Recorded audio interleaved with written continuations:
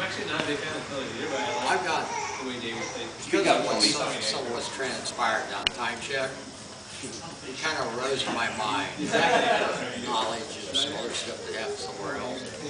There's maybe a violation of constitutional rights. Violation of constitutional rights. My understanding is eminent domain has not been formally enacted to stop people from getting permits and doing to their property inherently purchase for these were residences by stopping people from getting permits by cutting out funding like what happened because of the arbitrary line.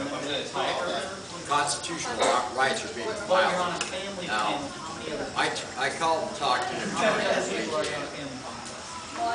not practice law in Iowa. I explained the situation to him. I did say that the city was operating compliant. We are waiting for the Army Corps of Engineers to do a final, what do you want to call it? That's 5 years down the way. And he said basically what this would follow under class action. They're going to have an epidemic over there by then.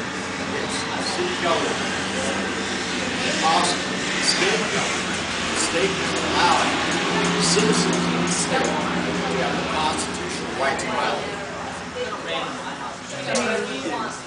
We need to further pursue this because what's happening down there, whether you want to call it economic cleansing or neighborhood cleansing, there is no rational reason at this time to place a levy in that location that does not create a significant floodplain.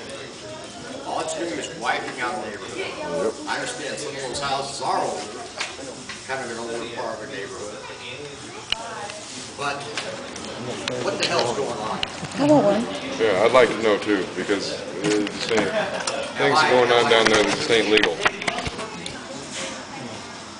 You don't have to respond to everything. Yeah, you don't have to respond. I'd like to expound on what Linda said. I live right on the riverbank.